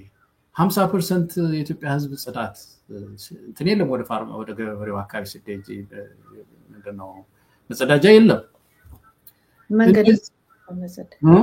መንገድም እኮ የለም። ብዙ ቦታ መንገድ የለም። አንድ ሰው መንገድ ለማግኘት ግማሽ ቀን መሄድ አለበት በአቨሬጅ ግማሽ ቀን ዋና መንገድ ለማግኘት አንድ ገበሬ በኪሎ ሜትር ነው የሚቆጠረው። አንዲት እህታችን ውሃ ለመቅዳት የምትሄድበት በአማካይ ንጹህ የመጠጥ ውሃ የሚያገኘው ህዝብ 80% አያገኝም ገበሬው አካባቢ። እንደዚህ በሆነበት ምድር ውስጥ ቤተመንግስት ጸድቷል ብሎ ከአፋር ጠርቶ ከኮንሶ ጠርቶ ከቡርጂ ጠርቶ ተመልከቱ የሚለው ነገር በእርግጥ ይሄ ነገር ሀገርም ችግር አለ ወይስ ደግሞ እሱ ራሱስ እንደው በዚህ ደረጃ ቤተመንግስትስ እንዴት መሳከር ይኖራል የሚለው ነገር ይልቅ በጣም እንደ ሀገር በጣም አሳሳቢ ነገር ነው ማለት። አርቲስቶችን ምናልባት እናነሳዋለን ብለሽኛል። ለአርቲስቶች ያነሳው ነገር እስቲ መጀመሪያ እዚህ ላይ ጨምሪበት ነው። እኔ አሁን ሰሞኑን አንዳንድ ቪዲዮዎች እያገኘሁኝ እየለጣጠፍኩት ነበርና በር ተዘግቶባቸው ሰው ሳይጠይቃቸው ተርበው እንደሚሞቱ ብዙ ሰዎች የሚሞቱ እንዳሉ መቼም ታውቃለህ። እና አንዳንድ ልጆች እንደምንም ብለው ደርሰው ቪዲዮቹን አሁን ትላንትና ምናለሽ መቴ ላይ የለጠፍኩታል። ሁለት እናትና አባት ናቸው። በቃ ልጅ ላይ አልቀዋል። ምንም አጥንታቸው ብቻ ነው የቀር መንቀሳቀስ አይችሉም። እና ልጁ ሄዶ ሲያነሳቸው የተንቀጠቀጡ ነው የሚቆሙት። በቃ እዛ ተዘግቶባቸው ሊሞቱ ነበር። ያው ትንሽ ሳንቲም ነው የሰጣቸው። በጣም ብዙ ሰዎች እንዳሉ እናውቃለን። ምንም ውሸት አይደለም። በጣም ብዙ ሰው በኢትዮጵያ ምድር ላይ ተርቦ መኖር እየቻለ ተርቦ የሚሞት በረሃብ የሚሞት ብዙ ዜጋ እንዳለ ምንም ይደብቃል። ሌላውን አንተ ተናግሯል። እኔም እስከ ኮንሶ ድረስ በሄድኩ ጊዜ በጣም የገረመኝ ነገር አለ። ህፃናቶች ትምህርት ቤት ሳይሄዱ አንዱ ህፃናት ሌላ ትንሽ ህፃናት ይዛ ቆማ ስትጠይቅ ብዙ ነገር አለ። ብቻ ኢትዮጵያ ተሰርታ ያልተጨረሰች ሀገር ነች። ቀድመን እንደው ተሰርታ ሳታልቅ ካላፈረስናት የሚሉ ሰዎች የተነሱባት ነች። ግን በዚህ ሁሉ መከራ ላይ አንተ እንዳልከው ቤተመንግስቱን ምናምኑን በማሳየት መንግስትስ እሺ አብዷል እንበል። ሌላው አሁን ወደ አርቲስቶቹ መጣላ ሌላው ምን ነው እንዴት ነው የሚያየው? መንግስት ለምን መንግስት እንደሆነ እንትኑ ትርጉሙ የመንግስት ትርጉሙ ራሱ ሲመጣ መንግስትም ሲመጣ ሊገዛ ገዢ የተባለ ነው የመጣው። ሲጀመር ገዢ አይደለም፣ የህዝብ ተገዢ አስተዳዳሪ ነው መሆን ያለበት። ሁለተኛ የመንግስት ዋና ስራዎቹ ሁሉ እንደ ውለታ የሚቆጠሩበት ሁኔታዎች አሉ። እኔ ትዝ ይለኛል በወያኔ ጊዜ አንድ ሴትዮ ራሳቸው ገንዘብ አዋጥተው እንትን ኮንዶሚኒየም ደርሷቸው በኮንዶሚኒየም እኮ አንቀባረሩኝ እነ መለስ ዜናዊ ምናምን ብሏል። አሁን ይሄ መብትን ያለማወቅ ነው። ልክ ነው። ኮንዶሚኒየም የጋራ ቤቶች መኖሪያ መፈጠሩ ምን ማለቱ ያንን ማመቻቸቱ መንግስት ጥሩ ነው። ግን በገንዘባቸው መግዛታቸውን እስኪረሱት ድረስ እያንዳንዱ መንግስት የሚያደርገውን ነገር እንደ ውለታ የምንቆጥርበት አስተሳሰብ ራሱ ሌላ ችግር አይደለም ወይ? ለዛ የሆነው የአርቲስቱ ምንም እየሄደ በዚህ ደረጃ የሚሰግደው ይሄ መንግስት የኢትዮጵያን ህዝብ ገንዘብ ወስዶ የሚገባውን ነገር ሳይሰራ የማይገባውን ስራ ስለሰራ ጥያቄ የምናቀርብ እንዳለን ሁሉ እንደው የሰራው ነገር ሁሉ እኮ ውለታ ነው እግዚአብሔር ይስጥልን ብለው የሚያስቡት ምን አይነት መረዳት ቢኖራቸው ነው? በዚህ ላይ እንደው ምናልባት አስተምሮትን ቢሆን ሐሳብን እንደው ታሪካችን ወደኋላ በተለይ ቅርብ ጊዜ ታሪካችንን ያየን እንደሆነ ለውጣችን በጣም ወደ ሪፐብሊክ የሚባለው ወይም ደግሞ የህዝብ የበላይነት ማለት ነው። ሪፐብሊክ ማለት አንቺ ያለሽባት ሀገር ናት እንግዲህ ለመጀመሪያ ጊዜ የሪፐብሊክን መብራት ያበራችው እንግሊዝ ማግና ካርታ የሚባል ትንሽ ንጉሱን ተጠያቂ የሚያደርግ ከዛ ወደ ህዝብ የበላይነት የሄደ ዲሞክራሲ ጥያቄ ያነሳች ሀገር ናትና ዛሬ ትደርሳለች። እንግዲህ ሪፐብሊክ የሚባለው ጽንሰ ሐሳቡ ስልጣን የህዝብ ነው ማለት ነው። አሁን ወደ ማለት ትንሽ ታሪካችንን የቅርብ ጊዜ ታሪካችንን ያየን እንደሆነ የዘውድ ስርዓቱ ስልጣን ጠቅልሎ ያዘ። ንጉሱ የማይከሰሱ የማይወቀሱ ሆኑ። ከሳቸው በታች ያሉትም ደግሞ በቃ ተፈሪ ሆኑ፣ እንደው ከእግዚአብሔር በታች በጣም የማይደፈሩ ሆኑ ተባለና ይሄን መቀየር አለብን ተብሎ ደርግ መጣ። ደርግ የበለጠ የደርግ ባለስልጣናት ከአፄ ኃይለ ሥላሴ የበለጠ የሚፈሩ ሆኑ።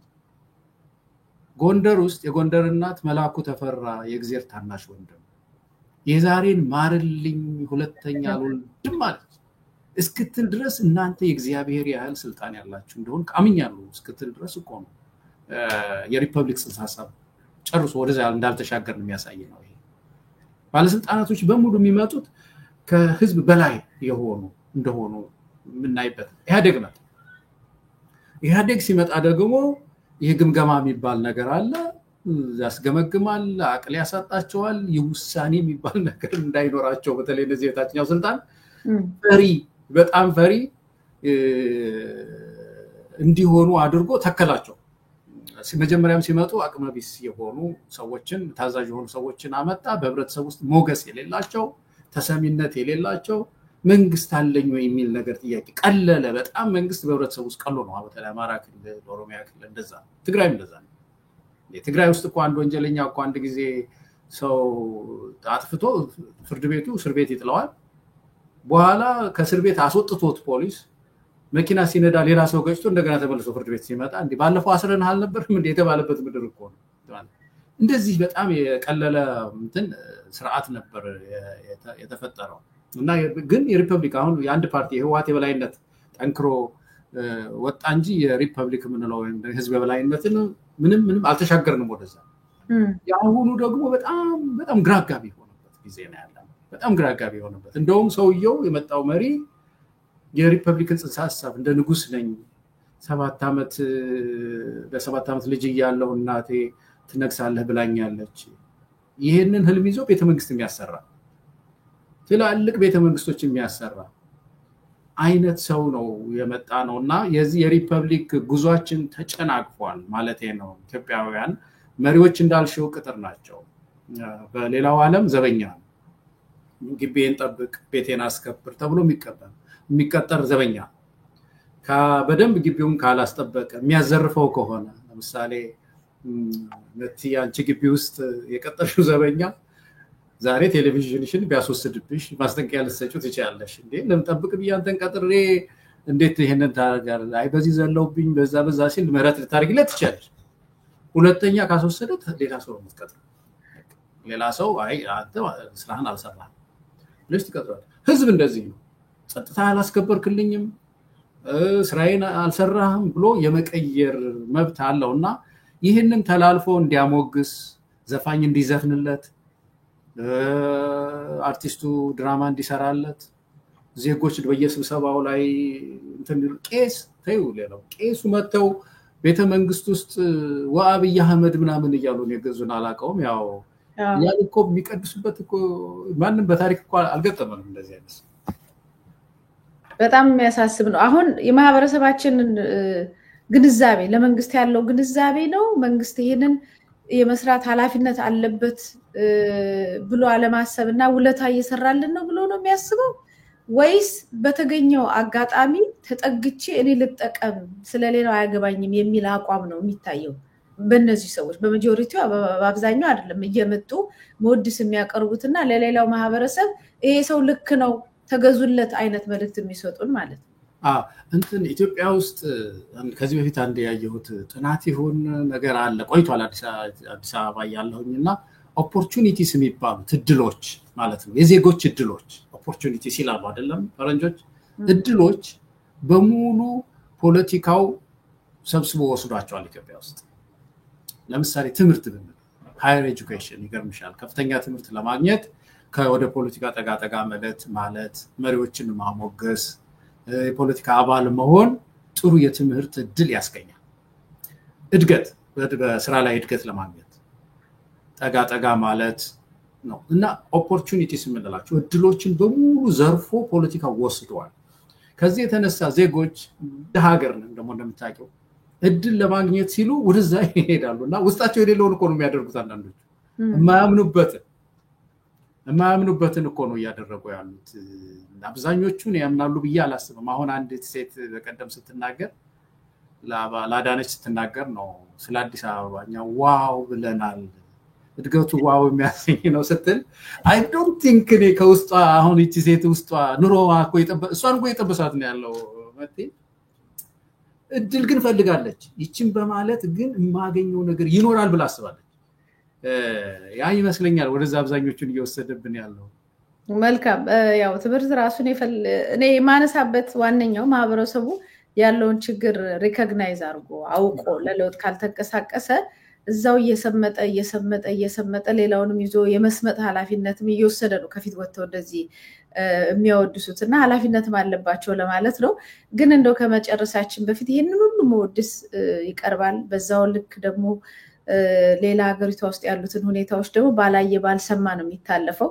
ያው ሀገሪቷ የቀልድ ሆናለች እንደውም ቅድም እየላክልኝ ነበር አንድ ፎቶዎች ጣናነሽ የምትባለው ሴትዮ ልበላት ምን ልበላት በጣም ብዙ ወጪ ያስወጣችን ነው ይሄን ያህል ፖለቲካ ለመስራት የምትበቃ ነገር ነበረች እንዴ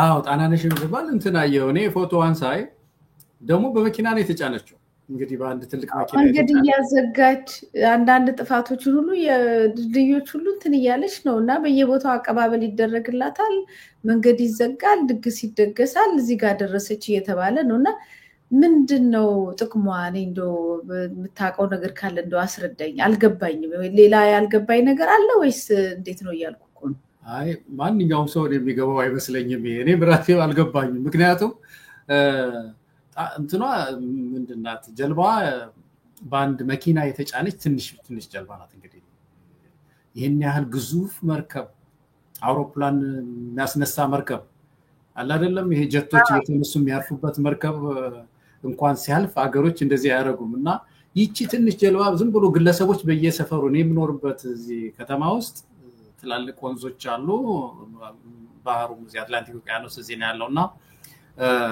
ብዙዎቹ አላቸው እንደዚህ አይነት አስተማሪዎች ያላቸው ግለሰቦች አላቸው ያቆሙና ባህሩ ጥግ ያቆሙና ዘና ማለት ሲፈልጉ እንትን ያደርጋሉ አንዳንድ ደግሞ ትንሽ ብር ያስከፈሉ ደግሞ የሚያንሸራሽሩ አሉ እንደዚህ አይነት ጀልባ ያለቻቸው ማለት ነው 20-30 ሺህ ዶላር ምናምን የምታወጣው ወይ 40-50 ሺህ ዶላር የምታወጣ እንትን እንዴት ዛሬ ቢሾፍቱ ደርሳለች ነገሩ የሆነ ከተማ ትደርሳለች የሚለው ነገር ጥያቄነቱ ትክክል ነው ግን እኔ ድህነታችንን ጥግ ነው ያሳይ ያይምሯችንን ማለት ነው እንደው በኢኮኖሚም ቢሆን ይቺን ትልቅ ናት ብለን እንደው የውጭ ሀገር ሰው ቢያይ ለምሳሌ ፎቶ አንስቶ ምናምን ቢለቃት ይችን የሴሌብሬት ያያረጉ ነው ኢትዮጵያውያን የሚለው እኮ ስድብ እኮ ይሄ ምንም ዜና ሁሉ ሊሆን ይችላል አንድ ግለሰብ ሊገዛው የሚችል ኃይሌ ሊገዛት የሚችል ማንንም ግለሰብ ከሱ በታች ሀብት ያላቸው ገዝቶ ጣና ላይ ሻላ ላይ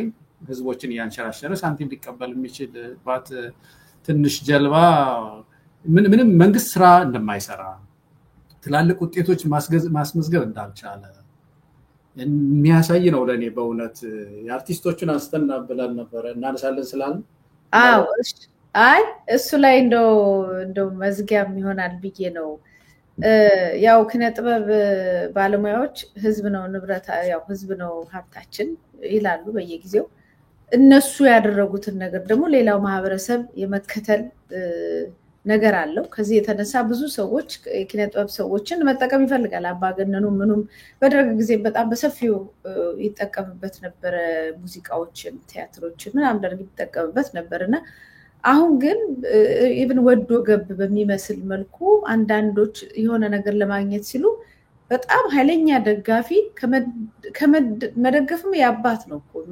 ከመደገፍ ባሻገር ሌላው የሚቃመው ተሳዳቢ ሆነው የሚመጡበት ነገር አለና ይሄ ለአንድ አርቲስት ከህዝብ ጋር ለሚኖር ህዝብ ነው ሀብቴ ለሚል ምን ያህል አደገኛ ነገር ነው I think በመጀመሪያ ደረጃ አርት ራሱ ጥበብ በቀደም አብይ አህመድ ይሄ ካባቹን አውልቆ ወደ ፖለቲካ ወደ አክቲቪዝም ጠጋት ብሎ የሚል ነገር ሲል ሰማውና እዚህ ማቀው አንድ አርቲስት ነበረ ስሙ ማንሳት ስለማልችል ነውና እንዴ ነው ካባ ታውልቃለሁ ምናምን አልኩትና አረባካት ቀልዳለኝና በዓለምን ታሪክ ውስጥ ይሁን በኢትዮጵያ ውስጥ አንድ የተደነገገ ድንጋጌ አለ ስለ መናገር መብት ስለ ነፃነት ሲናገር ሰው ዜጎች ሐሳባቸውን በጽሁፍ መልክ በመናገር በጥበብ በስነ ጥበብ መግለጽ መብታቸው ነው ሰዎች ሐሳባቸውን ተቃውሟቸውን የሚገልጹት በእነዚህ ነው ዓለም አቀፍ ድንጋጌ ነው እና ይሄንን እንደ ሲመታ ታየዋለሽ አብይ አህመድና በአንድ በኩል ምንድነው የሚያበረታታ የመንግስት አክቲቪዝም ምን ያበረታታ ለሱ የሆኑ ሰዎች ለኮሪደር ዘፈኑ ይላል እሱን አይደለም አክቲቪዝም ቄሱ ቆቡን ጥሎ እንዲዘፍን ምንድነው እንዲቀድስለት ያደርጋል አርቲስቱ የሚሊተሪ ልብስ እንዲለብስ አድርጎ ወታደር ያደርገዋል ቆብ ያስጥላል ለመቃወም ሲሆን ግን እሱን ለመቃወም ሲል ደግሞ ቆባችሁን ወደዛ ወርውሩ ይላልና ይሄ ተቀባይነት የለውም አንዳንድ አርቲስቶች ግን በእውነት እየተነሱ ይሄንን መንግስት እንደው በእውነት ሲክቡ ሳይ መብታቸው እንግዲህ የመንግስት አክቲቪስት መሆን መብታቸው ነው ግን የኢትዮጵያ ህዝብ ጋራ ወደፊት እነዚህ ሰዎች እንዴት ነው በእውነት አርታቸውን የሚያቀርቡት የሚለው አሳሰበኝ ምክንያቱም ተመልሰው ጥበብ ይዘው ሲመጡ እነዚህ ሰዎች መቼም አርቲስት ከኔ በላይ አንቺ ከሙያም ጋር የተወሰነ ቅርበት እንዳለሽ አውቃለሁና ስሶች ናቸው የህብረተሰብን ስሜት የሚያንጸባርቁ ናቸው ሲከፋው ከፋሉ አውቶማቲካሊ ሲደሰት ይደሰታሉ ያንተን እግዚአብሔር ጸጋላቸው ውስጣቸውና በእርግጥ የኢትዮጵያ ህዝብ አሁን እንደዚህ እስቲ እንደው ሚሊዮን ሁንልኝ አብይ አህመድ ነው ይያለ ያለው የኢትዮጵያ ህዝብ ጸሎት ይሄ ነው ብዙ ሁንልኝ እንዳንተ አይነት ሰው በየወረዳው በየቀበሌው ይምጣልኝ ይያለ ነው ያለው አርቲስቶች የአርቲስት ልብ ይሄ ነው የሚለው መልሰን ምን ጠይቃቸው ትልቅ ጥያቄ ነው መልካም ነው ምናልባት እኔ ግን የሚታየኝ ነገር በዚህ በወያኔ ጊዜ ያን ሁሉ ወንጀል ሲሰራ የሚያግዙና አብረው እንጀራ የሚበሉ ያንን መንግስት በማወደስ እንጀራ የሚበሉ አርቲስቶች ነበሩና ሰው ይቅር አላቸው በሆዱ የያዘም እየያዘ ይቅር አላቸውና ከዛ በኋላ ምን ተለምዶ መጣ ማንንም ሰው የትም ቦታ ላይ ቢሆን ኢቭን ወያኔዎቹ ነፍሰ ገዳዮቹ ሁሉ በህይወት እየኖሩ እየተሸለሙ አይደለም። ስለዚህ መጠየቅ ስለቀረ እንግዲህ ፍርድ የለም። ስለዚህ የትኛውን ቦታ የሚጠቅመን ቦታ ላይ ብንሄድ ነገ ደግሞ ወደዚህ እንገለበጣለን የሚል ነገር አለ። እኛ ሌላ አንድ አቶ አማኑኤል የወላይታ ብሔራዊ ንቅናቄ ሊቀመንበር ምን አለኝ፣ የኢትዮጵያ ህዝብ ሾርት ሜሞሪ ነው ያለው ይላል። ብዙ ሰው ሾርት ሜሞሪ አይደለም ያለው፣ ኢትዮጵያ ይቅር ባይነት ነው ያለው። ረስቶት አይደለም ስለሚተወው ነው እንጂ መመዝገቡ አይቀርም። ሲፈልግ መዞ ያወጣዋል። ሌላ ነገር ስታረግ ነው የሚወጣብህ። እና እንደዚህ አይነት ነገሮች አሉና ከያኔውን በጣም ያጠፋዋል። በብዙ ሂደቶች እንደዚህ በጣም የተለመደ ነው። ከብዙ ጊዜ ዘመን ጀምሮ ኪነ ጥበብ ፕሮስቲቲዩት ማድረግ አትችልም የሚል በጣም ብዙ ጽሁፎች ወጥተው መሆን አትችልም፣ ማደር አትችልም፣ ከሚያሸንፈው ጋራ አይደለም ማደር ያለባት፣ ከእውነት ጋራ ነው፣ ከህዝብ ጋራ ነው ማደር ያለባት። እንደዛ ካልሆነ የኪነ ጥበብ ፕሮስቲቲዩሽንን የሚቃወሙ ብዙ ጽሁፎችና ያንን የሚከለክሉ ብዙ አስተምሮቶች አሉና እነዚህ በጣም አደገኛ ነው። ነገ ማህበረሰቡ ከሌ መኮን ፐብሊክ ፊገር ነው፣ ታዋቂ ነው፣ ከሌ የደገፈውን ነገር ብደግፍ ምንም አይደል እሱ እንኳን አድርጎት የለ እንዴ ብሎ ወደ ጠማማ ጎዳና ላይ እውነት ወዳልሆነ ጎዳና ላይ ህዝብ መምራት ከሆነ በጣም አደገኛ ነው። አምኖበት ከሆነ በቃ ፖለቲከኛ ነው። ስለዚህ እንደ አንድ ፖለቲከኛ ነው የምናየው ማለት ነው። ግን በዛ መድረኩ ላይ እኮ የተነገረው ነገር ትላንት ለሌሎች ስትሆኑ ዝም ታዝበናል ግን ይቅር ብለናችኋል የሚል የቂም ንግግር ነበረ። ጦርነት በነበርንበት ሰዓት ከኛ ጋር አልቆማችሁም እና ታዝበናችኋል እና አሁን ይቅር ብለናችኋል ማለት ከዚህ በኋላ ግን ባለፈው ይቅር ስላልናችሁ ከዚህ በኋላ ግን አብራችሁን ባትቆሙ እንጣላችኋለን የሚለው ሁኔታ ራሱ የኪነ ጥበብ ባለሙያነታችሁን ካባ አውልቃችሁ ካድሬዎች ሁኑ ከማለት ምን የሚለይ ነገር አለ? አዎ በጣም እኔ እኮ መጀመሪያ ደረጃ ኮንሴፕቱ ራሱ እኮ ነው አብይ አህመድ ኮንሴፕት ጽንሰ ሀሳቡ ነው የሚገርምሽ። መንግስትን እንዴት እንደሚያይ፣ ስልጣን እንዴት እንደሚያይ፣ ኦቶሪቲ እንዴት እንደሚያየው፣ ፓወርን እንዴት እንደሚያየው ይገርም። አሁን ይቅርታ አንድ ሰው መብቱ እኮ ነው። ምንድን ይቅርታ ያስፈልገዋል ከሱ? በአንድ ሀገር ውስጥ ስንኖር ማንስማማ ሰዎች ሁሉ የኢትዮጵያ ልጆች ነን። ለኔ ይቅርታ ሰጭም እሱ ሊሆን አይችልም፣ ተቀባይም የለም። በዚህ ውስጥ የተለያየ ሀሳብ መቅጣት ነበረብኝ ብሎ ነው የሚያምነው ማለት ነው ማለት እኮ ነው። ለዛሬው ነው ደግሞ ይቅርታ የተደረገው። እንዳልሽው ደግሞ ከዚህ በኋላ ላለው ጥፋት ደግሞ ይቅርታ ሁሉ ላይኖር ይችላል እና ይሄን ይዞ ነው የሚመራው ምድሪቱን፣ ይሄን ይዞ ነው የሚመራው። ስለ ጥበብ ያለው አስተሳሰብ ራሱ በጣም ይገርማል። አሁን አዲስ አለማየሁን በቀደም እያነሳን ነበር። አዲስ አለማየሁን ምን ይላል? ወደ አክቲቪዝም ወደ ፖለቲካ ጠጋ ቢሉ ኖሮ ይሄን ፍቅር እስከ መቃብር የተባለ መጽሐፍ አይጽፉልንም ነበር። ርቀው ስለቆዩ ነው ከፖለቲካ ይላል።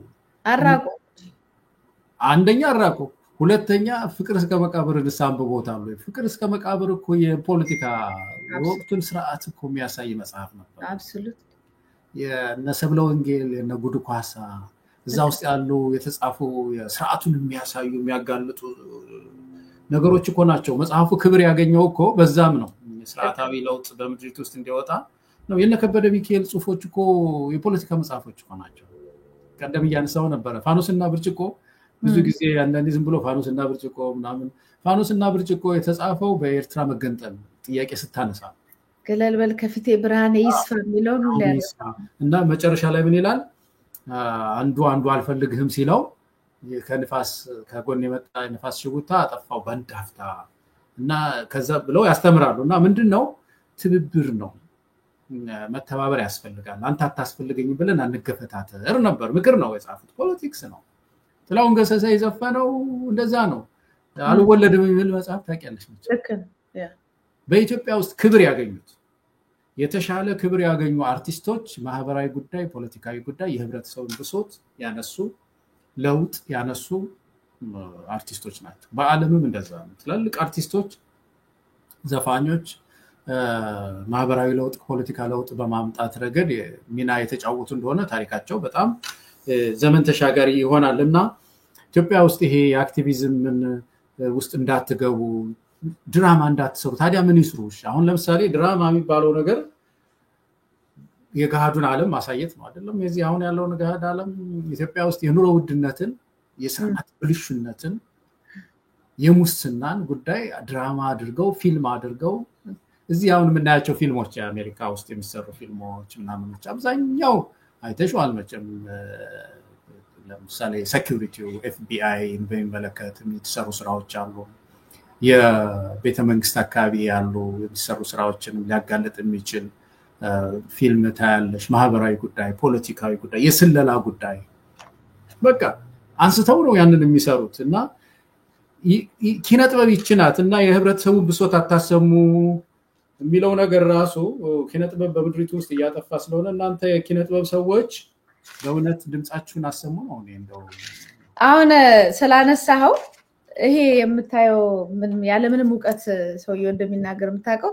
የሐዲስ ዓለማየሁ ትዝታ ነው ሙሉ በሙሉ ጦርነቱ ቦታ ላይ ዘምተው ሙሉ በሙሉ ስለ ጦርነቱ በወቅቱ ስለነበሩት እንቅስቃሴዎች ዘምተው የጻፉልን መጽሐፍ ነው ፖለቲከኛ ቢሆኑ ኖሮ አይጽፉልንም ነበር የተባለው ቅድም አንተ እንዳልከው ነው ነፍሳቸው ስስ ነው ከሀገሪቷ ፖለቲካዊ ማህበራዊ ጉዳዮች ጋር በጣም የተቆራኘ ቀድሞ ያየ ያንንም ደግሞ ጽፎ ዘግቦ የሚያስቀምጥ ነው አርቲስት ማለት አትንካኩ አትዩ አትስሙሙቱ ማለት ታዲያ ሌላ ስራ ሊሰሩ አይችሉም እና እንደውም እንደ ሐዲስ ዓለማየሁ አይነት ፖለቲከኛ ደግሞ አልነበረም የኢትዮጵያን ፖለቲክ እንዲያማ አንዳንድ ጊዜ አልሳተፍም ይላሉ ለምሳሌ ስልጣን አንዳንድ ቦታ ሲሰጣቸው ካልጣማቸው ይላሉ በሌላ ጊዜ በማማከር በተለያየ መንገድ ደግሞ በአገሪቱ ፖለቲካ ውስጥ ንቁ ተሳታፊ የነበሩ እንቁ አርቲስት ናቸው እና በኢትዮጵያ ውስጥ ታላላቅ ሰዎች የሚገርምሽ ነገር ፖለቲከኞቹ ብዙዎቹ ፖለቲከኞች አርቲስቶች ሁሉ ነበሩ ያስገርምሽ ነገር አሁን ኃይለ ፊዳ የወጣለ ሰዓሊ ነበር በነገራችን ላይ አላወኩም ነበር የወጣለ ሰዓሊ ነው እና ብዙዎቹ ስነ ጽሁፍ የሚችሉ በኢትዮጵያ ታሪክ ውስጥ የተነሱ በልባቸው በዚህ በአርት የተማረከ ድራማና ስነ ጽሁፍ በጣም ዕውቅ የሆኑ ናቸው አብዛኛዎቹ በኢትዮጵያ ፖለቲካ ውስጥ በዓለምም እንደዛ ነው የሚያስገርምሽ ነገር ትላልቅ ዓለም ላይ በዚህ በሙቪ በምን ልባቸው የሚሳብ በስነ ጽሁፍ በጣም የተሳቡ ሰዎች ናቸው ስስ እንትን ስላለው ወደዛ ይሳባሉ ለህብረተሰብ የሚያስብ ሰው ይሳባል ወደዛና ኢትዮጵያ ውስጥ ኪነ ጥበብን አይኗን እንዳያጠፋ ይሄ ሰው ተጠንቀቁ ነው አሁን ማለት ያለብንኛ ሌላ ኢሹ የለዋችሁ ቲም ይመረጣል አይደለም በእንትን ምንድነው ጭብጥ ለምሳሌ ድራማ ያለው ጭብጥ አሁን ኢትዮጵያ ውስጥ ያሉ ድራማ የሚያሰሩ ጭብጦች የኑሮ ውድነት ኢትዮጵያ ውስጥ ያለ ጭብጥ ኢኒኳሊቲ ነው እኩልነት መጥፋት ነው ኢትዮጵያ ውስጥ ያለ ሰላም ማጣት ምድራችን ሰላም አጣት የሐኪሙ ችግር ጥሩ ሙቪ ይሆናል ጥሩ ፊልም ይወጣዋል ለሐኪሙ ችግር አሁን የተነሳበትና ከዚህ እንዳትሸሹ እንዳትፈሩ መቼም እነሱ መምከር ይከብዳል ደግሞ አብይ አህመድ መካሪ ነው ይላል እኛም ደግሞ ወደ ምክር ደግሞ የሚጻፈው መጽሐፍ እኮ በወቅቱ ኢትዮጵያ በጣም በተራበችበት በብዙ ችግር በነበረችበት ሰዓት የኮሪደር ልማት የሚል ፕሮጀክት አምጥቶ ብዙ መብራት በጎዳናዎች ላይ የሚያበራና የቤቶቹ ደግሞ መብራት የሚያጠፋ ነበር የሚለው ራሱ እኮ ተውኔት ነው የሚሆንባቸው ለአዲሱ መቼም እውነት ነው ብሎ የሚያምነንም ትውልድ እሱ ራሱ በኪነ ጥበብ ሰዎች ነው የሚጻፈው ምን ያህል አብስትራክት የነበረ ጊዜ ላይ እንደኖርን መቼም ይሄ ዘመን አልፎ ማለት ነው እንግዲህ ለዛ ያባልና ኮሜዲያኖች ለምሳሌ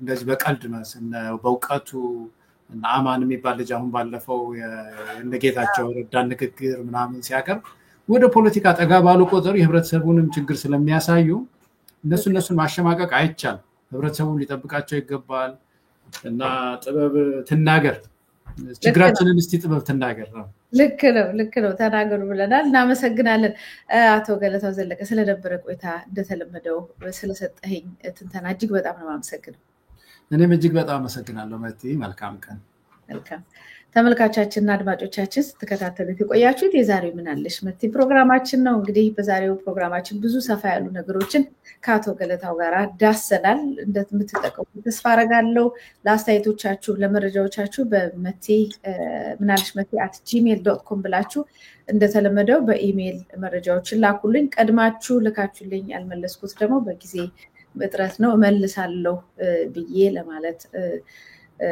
አሳስባለሁ ከዛ ውጪ ደግሞ ምን ፕሮግራም በኢሳን ቴሌቪዥን ስለምትከታተሉ ጠቅላላ የኢሳን ቴሌቪዥን ፕሮግራሞችን ሳተላይት ምንጩን አንዳንድ ሰዎች እየጠየቁ ስለሆነ ለጎረቤታችሁ ለወዳጅ ዘመዶቻችሁ የሳተላይቱን አድራሻ እንድትልኩ አደራላለሁ መታሰቢያ ቀጸላ ነበርኩ ዳግም እስከምንገናኝ ሰላም ቆዩ